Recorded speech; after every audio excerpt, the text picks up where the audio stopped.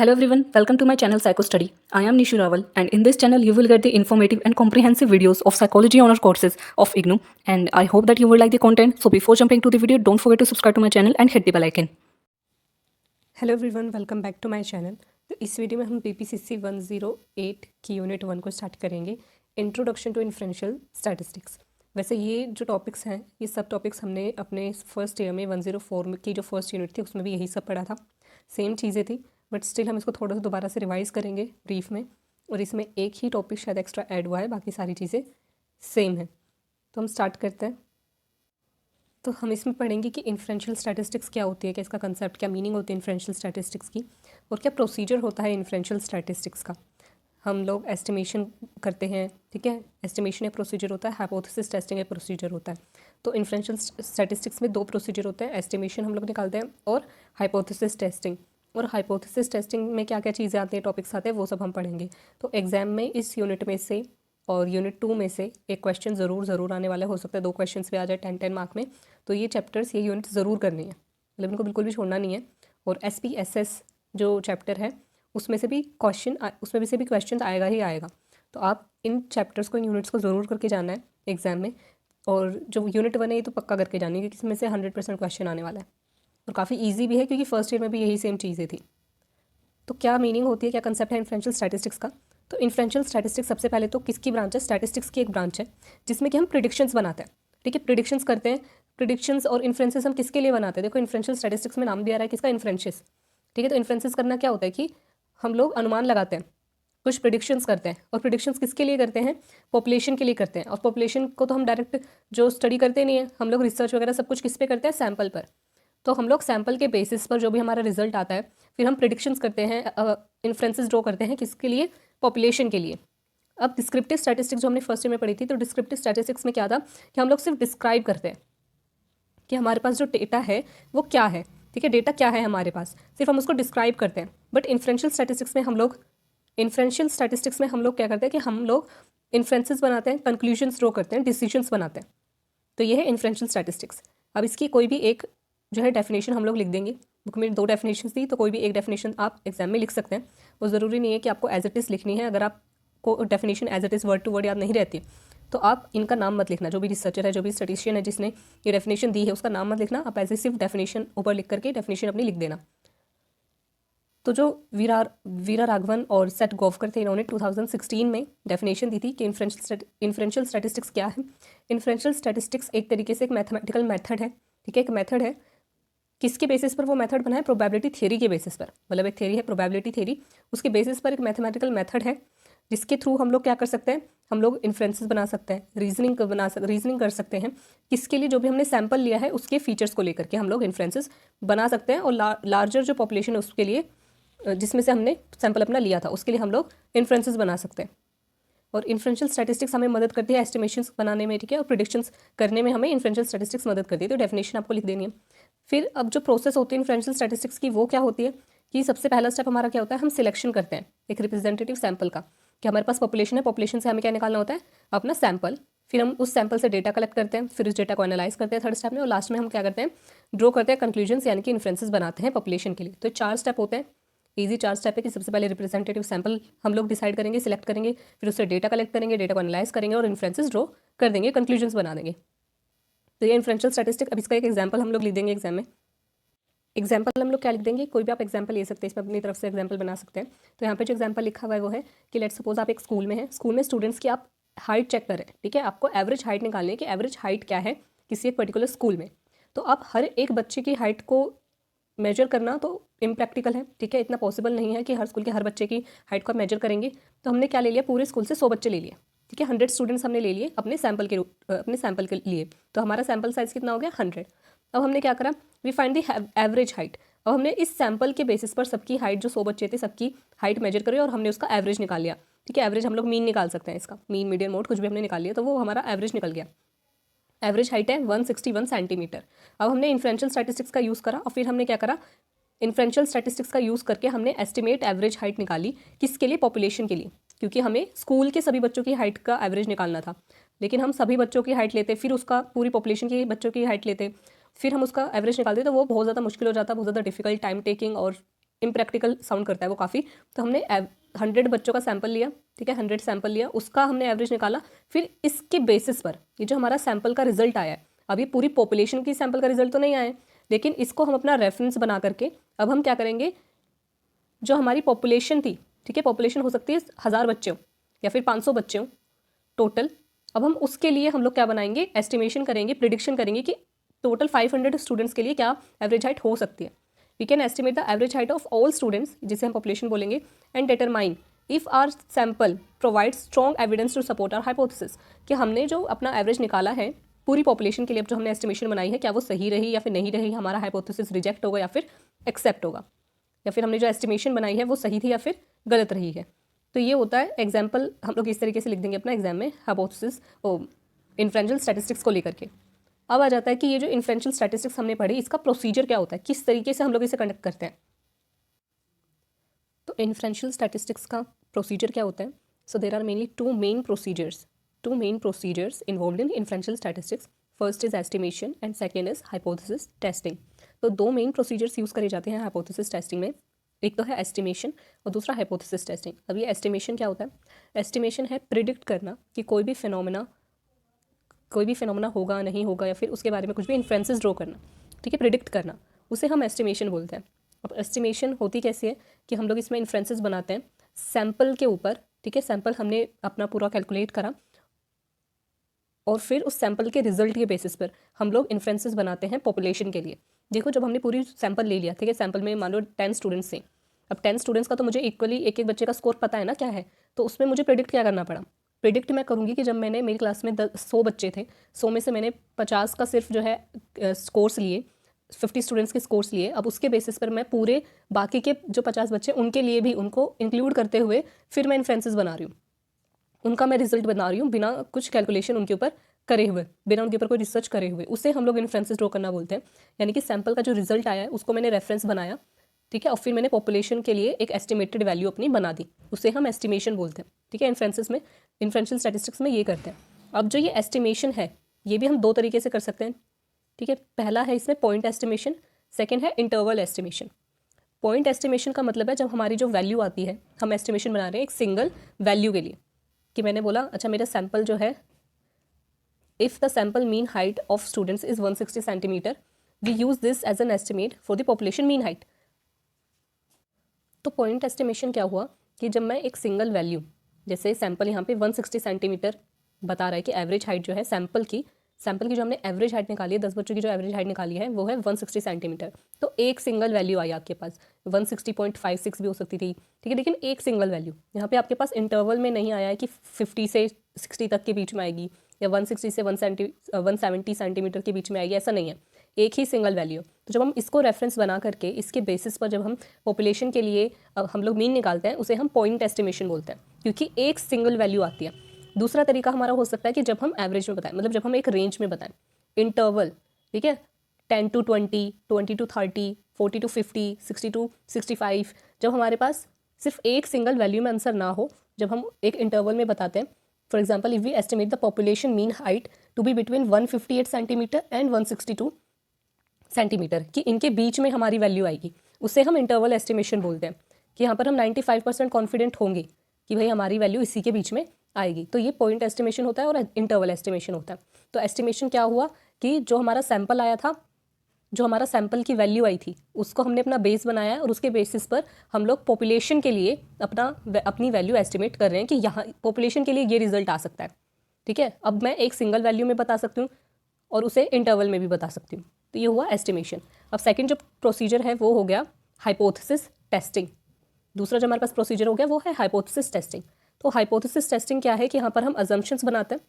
तो हाइपोथेसिस वैसे होता ही क्या है, हाइपोथेसिस का मतलब ही है एक टेंटेटिव स्टेटमेंट जो कि कभी भी चेंज हो सकती है, उसे हम लोग हाइपोथेसिस बोलते हैं। और उसको हम लोग टेस्ट करते हैं कि मैंने जो हाइपोथेसिस बनाया है, कि मैं बोल रही हूँ कि जो लोग जितना ज़्यादा सोते हैं उनकी प्रोडक्टिविटी उतनी ज़्यादा इंक्रीज़ होती है, तो ये मेरा मानना है, मेरी अजम्पशन है, तो इसे मैं हाइपोथेसिस बोलूँगी। और फिर मैं इसको टेस्ट करूँगी क्या जो मैंने बोला है, जो मैंने हाइपोथेसिस बनाया है वो सही है या नहीं।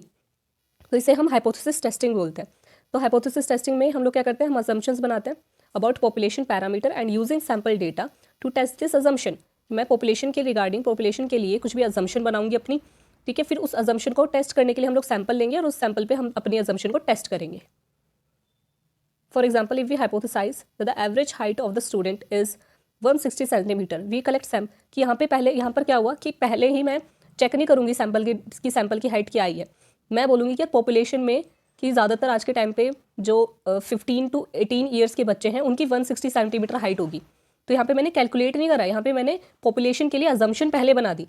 ठीक है, मैंने अजम्पशन पहले बनाई है. अब मैं टेस्ट करूँगी क्या जो मैंने अजम्पशन बनाई थी वो सही थी या गलत थी. तो ये डिफरेंस हो गया एस्टिमेशन में, हाइपोथेसिस टेस्टिंग में. और हाइपोथेसिस जो है हमारे पास कई टाइप्स के हाइपोथेसिस होते हैं, हमने पहले भी पढ़ा है. नल हाइपोथेसिस, ऑल्टरनेटिव हाइपोथेसिस, फिर ऑल्टरनेटिव हाइपोथेसिस में भी नॉन डायरेक्शनल हाइपोथेसिस होता है. तो उन्हें पढ़ते हैं. अब है टाइप्स ऑफ हाइपोथेसिस. तो मेनली 2 टाइप्स के हाइपोथेसिस होते हैं जो रिसर्च वगैरह में हम लोग यूज़ करते हैं. सबसे पहले है नल हाइपोथेसिस. और नल हाइपोथेसिस को हम कैसे डिनोट करते हैं? H0 से. ठीक है, HO या H0 से हम इसे डिनोट करते हैं नल हाइपोथेसिस को. तो नल हाइपोथेसिस क्या कहती है? नल हाइपोथेसिस बोलते हैं ना, तो नल हाइपोथेसिस में मेन जो कीवर्ड होगा वो होगा नो. कि कोई जो 2 ग्रुप्स हैं हमारे पास, 2 वेरिएबल्स हैं या 2 से ज़्यादा वेरिएबल्स हैं, ग्रुप्स हैं, उनके बीच में कोई रिलेशनशिप नहीं है, कोई डिफरेंस नहीं है, कोई इफेक्ट नहीं है इन दोनों ग्रुप्स का एक दूसरे के ऊपर. ठीक है, मेडिसिन का किसी बीमारी के ऊपर कोई इफेक्ट नहीं है. नल हाइपोथेसिस ये बोलेगा. तो नल हाइपोथेसिस मेनली क्या है कि कुछ इफेक्ट नहीं है, नो वर्ड इधर आएगा. Mainly hypothesis of no difference हम इसे बोलते हैं. For example, if a researcher wants to study job satisfaction between government and private bank employees, the null hypothesis might be कि हम इधर एग्जांपल ले रहे हैं कि मान लो मैं जो रिसर्च करने वाली हूँ बैंक एम्प्लॉयज़ के ऊपर करने वाली हूँ. ठीक है, गवर्नमेंट बैंक एम्प्लॉयज़ और जो प्राइवेट बैंक एम्प्लॉयज़ हैं उनके ऊपर, तो उनके जॉब सेटिस्फैक्शन के ऊपर. तो यहाँ पर मैं नल हाइपोथेसिस अगर बनाऊंगी तो क्या नल हाइपोथेसिस बनेगी? There is no significant difference in the job satisfaction between public and private bank employees. कि जो पब्लिक बैंक एम्प्लॉयज़ है और जो प्राइवेट बैंक एम्प्लॉयज़ है, दोनों की जॉब सेटिस्फैक्शन में कोई डिफरेंस नहीं है. ये होगा नल हाइपोथेसिस. इसका पर्पस क्या होता है नल हाइपोथेसिस बनाने का? Researcher aim to reject the null hypothesis. कि जो रिसर्चर है वो नल हाइपोथेसिस बनाते इसलिए हैं ताकि हम उससे रिजेक्ट कर सकें. उसके ऊपर पूरी रिसर्च होती है, फिर लास्ट में हम उस नल हाइपोथेसिस को रिजेक्ट करते हैं कि जो नल हाइपोथेसिस बोल रहा था कि भाई 2 चीज़ें इनके बीच में कोई रिलेशनशिप नहीं है या फिर इन 2 चीज़ों के बीच में कोई भी डिफरेंस नहीं है, तो वो क्या बोल रहा है? वो झूठ बोल रहा है. ठीक है, तो नल हाइपोथेसिस को हम रिजेक्ट कर सकें इस वजह से हम इसे बनाते हैं. और ये जताने के लिए, दिखाने के लिए कि देखो ये जो बात थी, जो हाइपोथेसिस थी, ये गलत है. सच में इन 2 चीज़ों के बीच में रिलेशनशिप है या फिर कोई ना कोई डिफरेंस है. तो ये होता है नल हाइपोथेसिस. अब इसी के अपोजिट जो है हमारे पास होता है एक ऑल्टरनेटिव हाइपोथेसिस. अब जो ऑल्टरनेटिव हाइपोथेसिस है, ऑल्टरनेटिव हाइपोथेसिस बोलता है, ये नल हाइपोथेसिस का काउंटर है. ठीक है, इसके बिल्कुल ऑपोजिट है. नल हाइपोथेसिस बोल रहा था कोई डिफरेंस नहीं है, तो ऑल्टरनेटिव हाइपोथेसिस बोलता है डिफरेंस है, एक सिग्निफिकेंट डिफरेंस है. किसी मेडिसिन का, किसी दवाई का ह्यूमंस के ऊपर इफेक्ट होता है, पॉजिटिव इफेक्ट होता है या फिर नेगेटिव इफेक्ट होता है, बट इफेक्ट तो है. तो ये है ऑल्टरनेटिव हाइपोथेसिस. फॉर एग्जांपल, अगर हम सेम स्टडी जो हमने पहले ली थी तो वहाँ पर private bank employees, public bank employees, null hypothesis क्या बना था कि कोई डिफरेंस नहीं है इनके जॉब सेटिस्फैक्शन में. ऑल्टरनेटिव हाइपोथेसिस कैसे हम लोग लिखेंगे, कैसे स्टेट करेंगे? There is a significant difference in job satisfaction between public and private bank employees. इस तरीके से लिखी जाती है क्या? Alternative hypothesis. ये आपको जब 3rd ईयर आपका आएगा, जब आपको रिसर्च करनी पड़ेगी, अपनी डिसर्टेशन बनानी पड़ेगी, उसमें ये सारी चीज़ें आपको काम आएंगी. तो अभी अच्छे से आप ध्यान से पढ़ लो कि क्या हाइपोथेसिस होती है, किस तरीके से उसे फॉर्मुलेट करा जाता है, नल हाइपोथेसिस क्या होती है, ये सब चीज़ें. अब जो ऑल्टरनेटिव हाइपोथेसिस है वो भी 2 टाइप्स में डिवाइड हो जाती है आगे चल के. तो ये डायरेक्शनल और नॉन डायरेक्शनल. नेक्स्ट है इसमें non directional hypothesis. Non directional alternative hypothesis में क्या होता है? जो किसी भी डायरेक्शन में नहीं जा रहा है. इट मीन्स कि अगर मैं बोल रही हूँ कि प्राइवेट बैंक एम्प्लॉयज़ और जो पब्लिक बैंक एम्प्लॉयज़ होते हैं उनके बीच में जॉब सेटिस्फैक्शन में एक सिग्निफिकेंट डिफरेंस है, क्योंकि ऑल्टरनेटिव हाइपोथेसिस है तो पॉजिटिव आएगा. There is a significant difference between private bank employees and government bank employees. ठीक है, उनकी जॉब सेटिस्फैक्शन में डिफरेंस है, लेकिन कैसा डिफरेंस है? पॉजिटिव डिफरेंस है या नेगेटिव डिफरेंस है? ना मैं पॉजिटिव की तरफ गई ना मैंने नेगेटिव की तरफ बताया, किसी भी डायरेक्शन में मैं नहीं गई, तो उसे नॉन डायरेक्शनल हाइपोथेसिस बोलते हैं. डायरेक्शनल में क्या होता है कि मैंने बोला public bank employees have higher job satisfaction than private bank employees, कि मैंने एक डायरेक्शन ली है. ठीक है, यहाँ पे मैंने बोला पब्लिक बैंक एम्प्लॉयज़ की जॉब सेटिस्फैक्शन ज़्यादा है as compare to private bank employees. तो यहाँ पे आपको एक डायरेक्शन दिखाई दे रही है, तो इसे हम डायरेक्शनल ऑल्टरनेटिव हाइपोथेसिस बोलते हैं. तो ये हो गया null hypothesis, alternative hypothesis. Alternative hypothesis में भी 2 टाइप्स आ गए, डायरेक्शनल और नॉन डायरेक्शनल. अब यहाँ पे कुछ बेसिक डिफरेंस लिखे हैं कि नल हाइपोथेसिस और ऑल्टरनेटिव हाइपोथेसिस में क्या डिफरेंस होता है. तो सबसे पहले इसमें टोटल 4 डिफरेंस बताए हैं. एक तो डिफरेंस है इक्वालिटी वर्सेस इनइक्वालिटी का. जो नल हाइपोथेसिस होता है वो क्या बोलता है, कोई डिफरेंस नहीं है, ठीक है, कोई रिलेशनशिप नहीं है, कुछ इफेक्ट नहीं है, कुछ रिलेशनशिप ही नहीं है, कुछ डिफरेंस नहीं है, तो वो इक्वालिटी को शो करता है कि दो चीज़ें, दोनों के बीच में कोई डिफरेंस नहीं है, इट मीन्स दोनों बराबर है, ठीक है, इक्वल है। While alternative hypothesis states a relationship, ठीक है, कि दो चीज़ें हैं, दोनों के बीच में डिफरेंस होगा, कि डिफरेंस है इट मीन्स इनइक्वालिटी है, एक ज़्यादा होगा तो दूसरा कम होगा, ठीक है, रिलेशनशिप पॉजिटिव रिलेशनशिप होगा या फिर नेगेटिव रिलेशनशिप होगा, तो इनइक्वालिटी कि या तो पॉजिटिव होगा या तो नेगेटिव होगा। जैसे हमने यहाँ पे एग्जांपल देखा था डायरेक्शनल हाइपोथेसिस में कि भाई जो पब्लिक बैंक एम्प्लॉयज़ होते हैं उनकी जॉब सेटिस्फेक्शन हायर होती है, प्राइवेट वालों की कम होती है, तो यहाँ पर भी क्या हुआ, इनइक्वालिटी आई है। तो ऑल्टरनेटिव हाइपोथेसिस मोस्टली किसको शो करते हैं, इनइक्वालिटी को, और नल हाइपोथेसिस इक्वालिटी को। तो यहाँ पे सेकंड इसमें जो डिफरेंस है वो है population versus sample. Null hypothesis refers to the population while alternative hypothesis refers to the sample, कि नल हाइपोथेसिस हम जो बनाते हैं वो पॉपुलेशन के रेफरेंस पे हम लोग बना रहे होते हैं, जबकि ऑल्टरनेटिव हाइपोथेसिस हम अपने सैंपल के लिए बना रहे होते हैं। ये एक दूसरा बेसिक डिफरेंस आ गया, इंपॉर्टेंट है। फिर है third difference, testing. Null hypothesis is tested indirectly, null hypothesis को हम इनडायरेक्टली जो है चेक करते हैं, स्टडी करते हैं, टेस्ट करते हैं, वेयरएज जो ऑल्टरनेटिव हाइपोथेसिस होता है उसको हम डायरेक्टली टेस्ट करते हैं। जब हम पूरी रिसर्च करते हैं तो वो ऑल्टरनेटिव हाइपोथेसिस के ऊपर हो रही होती है, डायरेक्टली उसे टेस्ट करते हैं और लास्ट में जो भी रिजल्ट आता है उसके बेसिस पर हम बताते हैं, क्योंकि नल हाइपोथेसिस लास्ट में आएगा, क्योंकि हमने पॉपुलेशन के लिए बनाया है वो, तो पहले सैंपल के लिए करा जाएगा, लास्ट में पॉपुलेशन के लिए बताया जाएगा, तो नल हाइपोथेसिस इनडायरेक्टली टेस्ट होता है। और जो लास्ट एक काफ़ी यूनिक डिफरेंस है इसमें वो है कि जो नल हाइपोथेसिस होता है उसको हम सिंबलाइज करते हैं ग्रीक सिंबल से, ठीक है, ये ग्रीक सिंबल है यहाँ पे, इससे हम लोग डिनोट करते हैं नल हाइपोथेसिस को, while alternative hypothesis use Roman symbols. तो ग्रीक सिंबल्स किसके लिए यूज़ करे जाते हैं, नल हाइपोथेसिस के लिए, और रोमन सिंबल्स यूज़ करे जाते हैं ऑल्टरनेटिव हाइपोथेसिस के लिए। तो ये कुछ डिफरेंस लिखे हैं नल हाइपोथेसिस और ऑल्टरनेटिव हाइपोथेसिस को लेकर के। और लास्ट इसमें कुछ एक अच्छे हाइपोथेसिस के क्या कैरेक्टरिस्टिक्स होते हैं, characteristics of a good hypothesis, वो इसमें बताएं। टोटल 5 कैरेक्टरिस्टिक्स बताए हैं। फर्स्ट है declarative form, stated as a statement not a question. हमेशा हाइपोथेसिस एक स्टेटमेंट हमें देखी जाती है।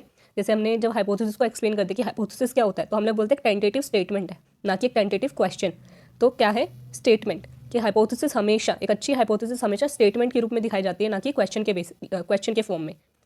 इस वजह से हमें उसे फॉर्मुलेट करना पड़ता है। हमारे दिमाग में किसी रिसर्च को लेकर के कोई सवाल होता है, उसे हम एक स्टेटमेंट में फॉर्म करते हैं, फॉर्मुलेट करते हैं, तब जाके हाइपोथेसिस बनती है।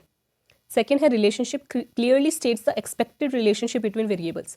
एक हाइपोथेसिस बनाई इस वजह से जाती है ताकि वो एक रिलेशनशिप बता सके कि दो चीज़ें, दो की चीज़ों के बीच में कोई रिलेशनशिप है कि नहीं, या फिर हम रिलेशनशिप देख रहे हैं कि नहीं, डिफरेंस है या नहीं, इस चीज़ को स्टेट कर सके, यानी कि कुछ ना कुछ रिलेशनशिप दो वेरिएबल्स के बीच में क्लियरली स्टेट हो।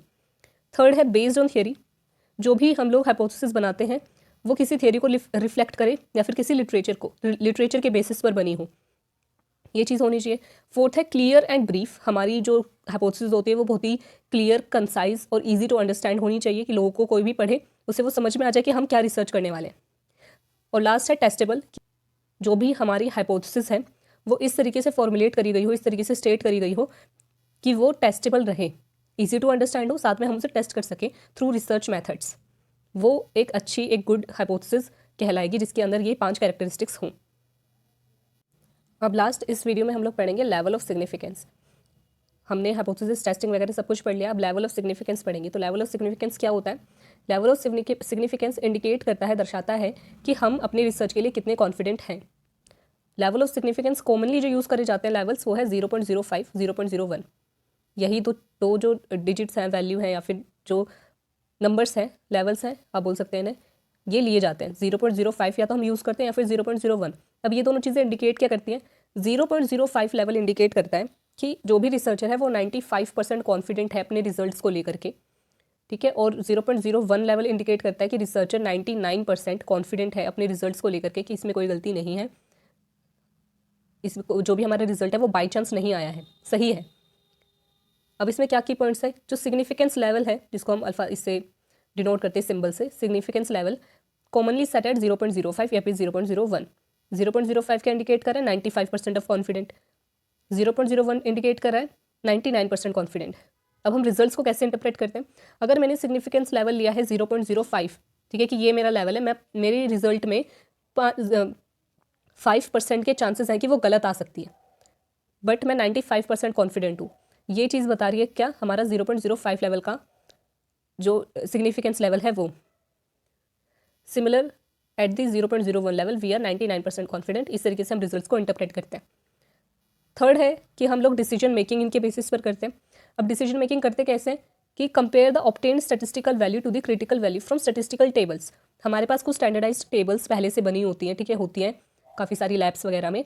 तो हम लोग क्या करते हैं, क्वेश्चंस में हमें दी भी जाती है कई बार, जब आप ग्रेजुएशन या फिर जब आप मास्टर्स या फिर बड़े लेवल पर कोई एग्जाम देते हैं, तो वहाँ पे जब आपको कैलकुलेशन न्यूमेरिकल्स सोल्व करने पड़ते हैं, अभी तो हमें कोई वैल्यू नहीं दी जाती, बट वहाँ पर अवेलेबल होती है हमारे पास। तो वहाँ पर हम लोग को क्या करना पड़ता है, जो हमारा रिजल्ट आया है, ठीक है, जो हमारी ऑब्टेन्ड वैल्यू आई है, उसको हम लोग कंपेयर करते हैं क्रिटिकल वैल्यू से, यानी जो स्टैंडर्डाइज वैल्यू है उससे। अगर मेरी जो वैल्यू आई है, मेरे आंसर की जो वैल्यू आई है वो ज़्यादा है क्रिटिकल वैल्यू से, तो मैं रिजेक्ट कर दूंगी नल हाइपोथेसिस को, जो कि क्या बताएगा, नल हाइपोथेसिस क्या बोलता है, कोई डिफरेंस नहीं है, और मैंने उसे रिजेक्ट कर दिया, इट मीन्स कि डिफरेंस है, रिलेशनशिप है। और अगर मेरी ऑब्टेन्ड वैल्यू कम आती है क्रिटिकल वैल्यू से, इट मीन्स कि आपको नल हाइपोथेसिस को एक्सेप्ट करना पड़ेगा, यानी दो चीज़ों के बीच में कोई रिलेशनशिप, कोई डिफरेंस नहीं है। यहाँ पे एग्जांपल से हम लोग इसको समझाएंगे। मान लो कि हम स्टडी करें job satisfaction of government versus private bank employees. Result क्या आया है कि मेरा जो significant difference found at 0.05 level, P क्या है, प्रोबेबिलिटी, ठीक है, इज स्मॉलर देन 0.05।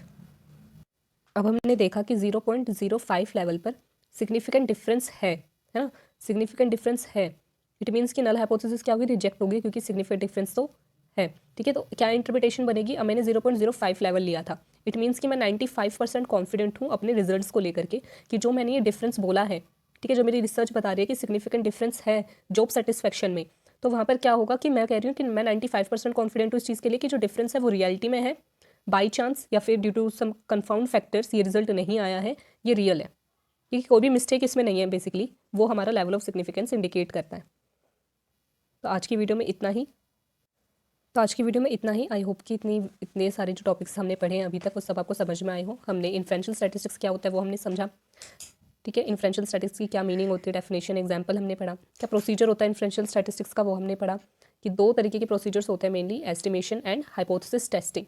और हाइपोथेसिस टेस्टिंग्स के कुछ स्टेप्स हमने पढ़े, कुछ टॉपिक्स उसके अंदर जो आते हैं वो सब हमने पढ़े, कि टाइप्स ऑफ हाइपोथेसिस क्या हुआ, लेवल ऑफ सिग्निफिकेंस क्या होता है, इतना हमने पढ़ लिया है। नेक्स्ट वीडियो में हम लोग वन टेल्ड हाइपोथेसिस और टू टेल्ड हाइपोथेसिस टेस्ट क्या होता है, वन टेल टेस्ट और टू टेल टेस्ट क्या होता है वो हम पढ़ेंगे, क्या क्या एरर्स आते हैं हाइपोथेसिस टेस्टिंग में, टाइप 1 एरर, टाइप 2 एरर, वो हम पढ़ेंगे, और पावर ऑफ अ टेस्ट क्या है, ठीक है, वो हम पढ़ेंगे, और लास्ट क्या प्रोसीजर होता है हाइपोथेसिस टेस्टिंग का वो हम पढ़ेंगे। और इस यूनिट की जो पीडीएफ है वो आपको कमेंट सेक्शन में वो आपको टेलीग्राम पर मिल जाएगी, तो वहाँ से आप ले सकते हैं। आई होप कि वीडियो आपको अच्छी लगी, सारी चीज़ें अच्छे से समझ में आई हो। अगर कोई भी कार्य आपकी रह जाती है कमेंट सेक्शन में लिख करके बता सकते हैं, अपना फीडबैक जरूर देना कमेंट सेक्शन में। और वीडियो अच्छी लगी तो प्लीज़ वीडियो को लाइक करना, चैनल को सब्सक्राइब करना और ज़्यादा